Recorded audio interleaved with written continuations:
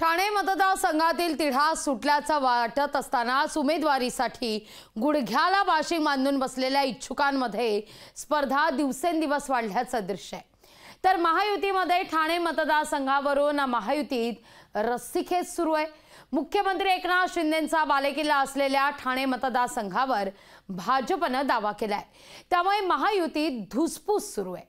तर तिथं शिंदेंच्या शिवसेनेतही इच्छुकांची स्पर्धाच आहे।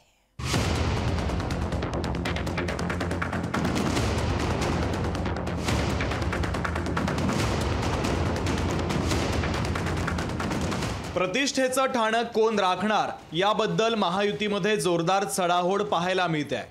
शिवसेनेला कल्याण दिलं म्हणून आम्हाला ठाणे द्या असं भाजपचं म्हणणं होतं, पण आता शिवसेनेनं पुन्हा जोर लावून मतदारसंघ न सोडण्याची भूमिका घेतली आहे। त्यात दररोज नवनवीन इच्छुकांची भरही पडते आहे, त्यामुळे आधीच्या इच्छुकांची धाकधूक वाढलेली आहे।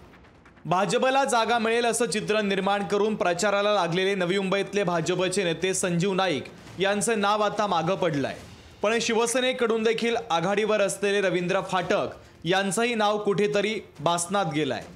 गेल्या आठवड्यापासून शिवसेनेचे आमदार प्रताप सरनाईक यांचं नाव चर्चेत होतं, पण तोपर्यंत ठाण्यामध्ये शिवसेनेच्या इच्छुकांमध्ये नवा ट्विस्ट आलाय।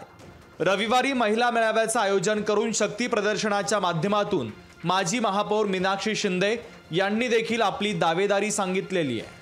आधीचाच घोळ मिटेना असे चित्र असतानाच आता नवनवीन नावं समोर येत आहेत। उद्धव ठाकरेंनी विद्यमान खासदार राजन विचारे यांना पुन्हा एकदा मैदानात उतरवलंय आणि शिवसेनेचा उमेदवार अद्यापही जाहीर होत नाहीये। शिवसेनेच्या भूमिकेने भाजपचाही धीर चेपलाय आणि महायुतीचा तिढा वाढत गेला। भाजपनं आधी जोर धरलेल्या ठाण्यासाठी आता काहीशी सामोपचाराची भूमिका घेतल्याचं चित्र आहे, त्यामुळे शिवसेनेला हा मतदारसंघ सुटेल अशी शक्यता निर्माण झाली आहे। पण आता निवडणुकांचा दुसरा टप्पा आला तरी महिनाभरापासून केवळ हा मतदारसंघ महायुतीमध्ये कुणाला मिळणार आणि कोण निवडणूक लढवणार याबाबतच्या फक्त चर्चा सुरू आहेत। तोडगा कधी निघणार हे उमेदवारी जाहीर झाल्यावरच कळेल।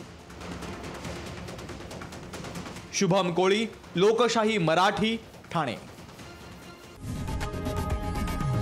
लोकशाही मराठी ऐका, पहा, जागरूक रहा।